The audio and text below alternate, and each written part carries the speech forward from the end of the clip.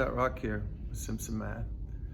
Let's talk about the inverse trig functions, which is a pretty nuanced topic. So we'll have some technical difficulties, but otherwise simple, okay? So the motivation here is we want to be able to solve an equation like this. To do this, we'll isolate the trig function, so we'll subtract 4. Gives us 5 times sine of x is equal to 4. Then we divide by the 5, and we get 4/5. Now, we can solve for the angle that would map sine to 4/5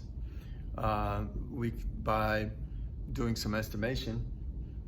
If we think about our unit circle definition, 4/5 would be the y-coordinate on the unit circle where the angle intersects. So 4/5, here's a half on the unit circle, which is 0.5. 4/5 is going to be 0.8 because it's the same thing as 8/10, right? 4/5 is equivalent to 8/10. So 4/5 on the y-axis, here's a half on the y-axis, would be up here somewhere. So we're let's see, that's 0.5, 0.6, 0.7, 0.8. So maybe about right there is 4/5.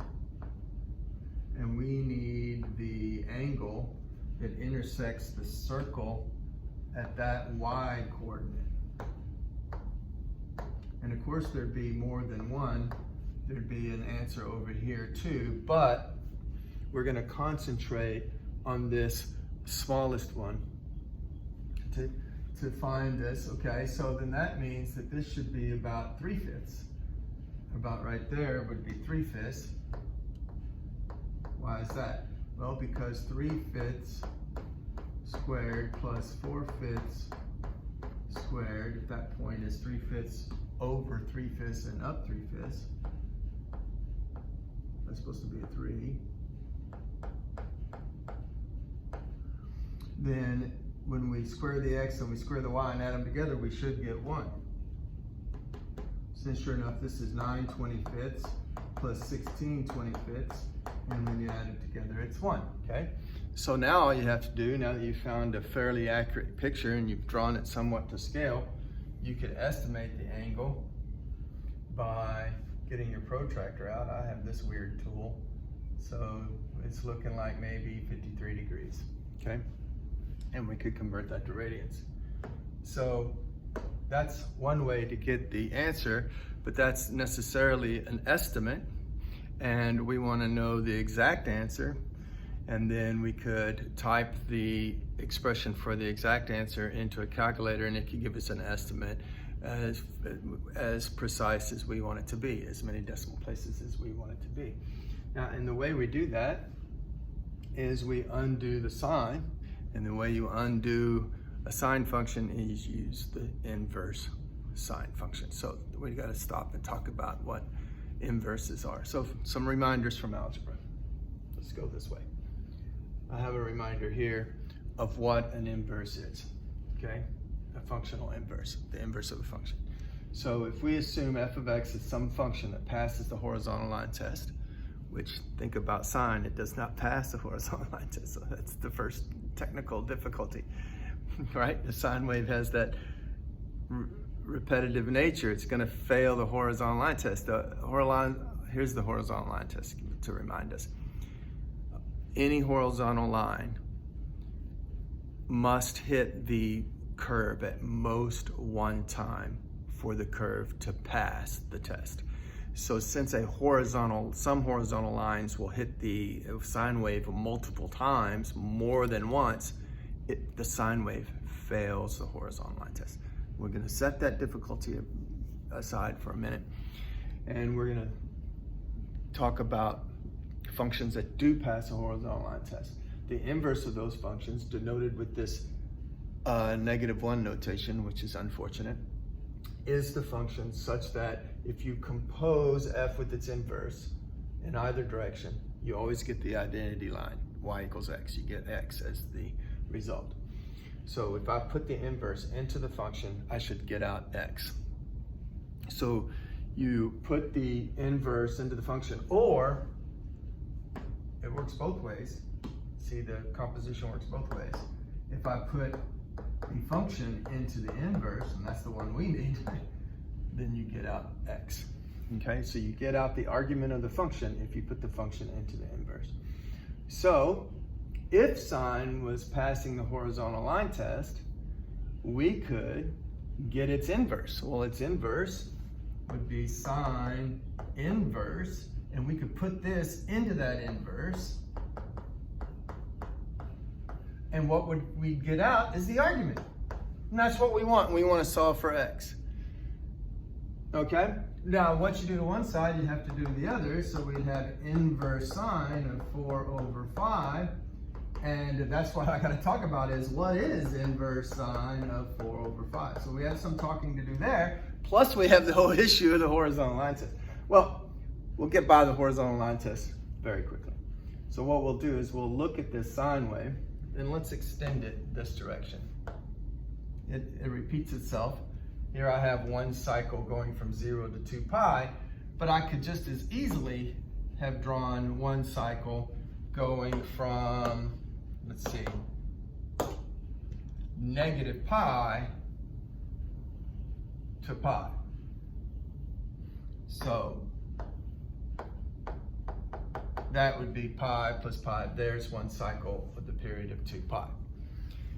Now notice that if I restrict myself from negative pi halves to pi halves, if I restrict the domain from negative pi halves to pi halves, I'll only look in here, then I have this curve only, and it passes the horizontal line test.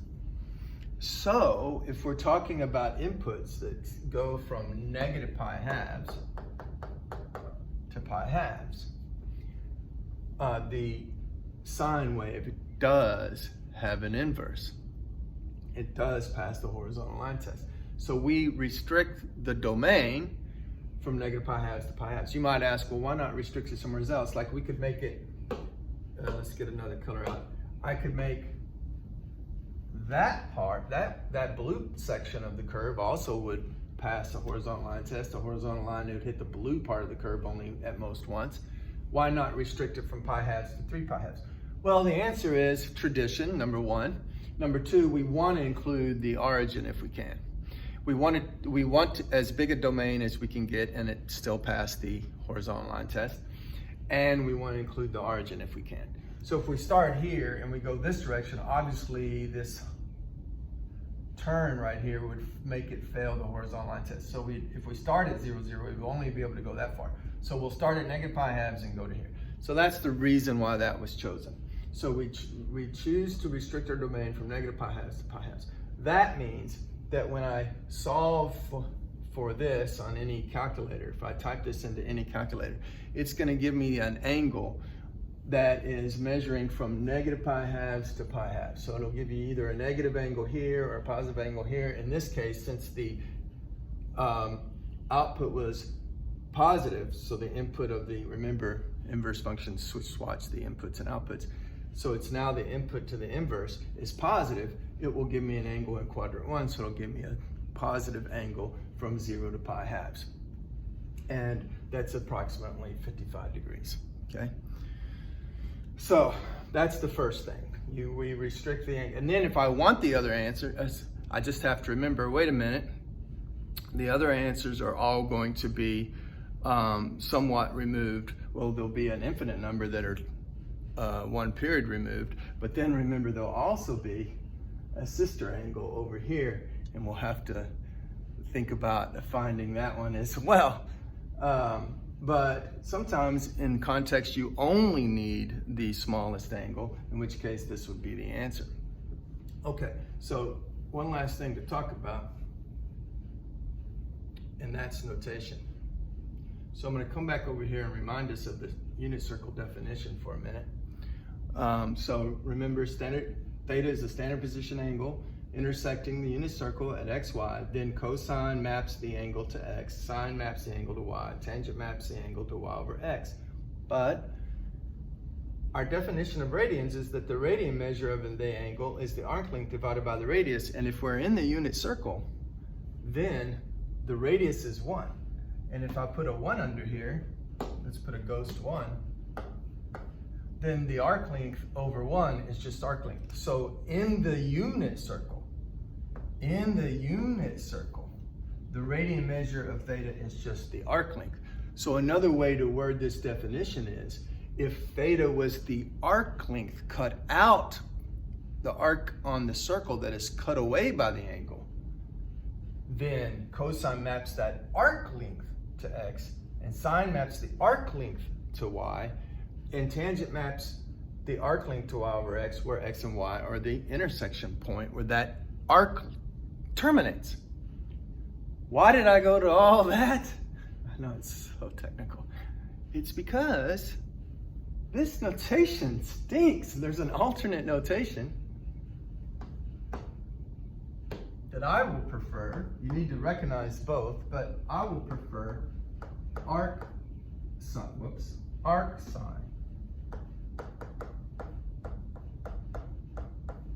Okay, and this notation comes from the fact that whatever we get out when we type this into the calculator, and some calculators will have this notation, some will not, some of them will have that notation, but whatever you get out when you type in either one is the length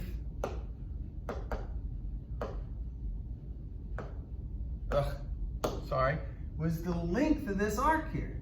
And the length of that arc happens to be the same number as the radian measure of that angle. So you'll be finding the angle measure at the same time you're finding the arc length.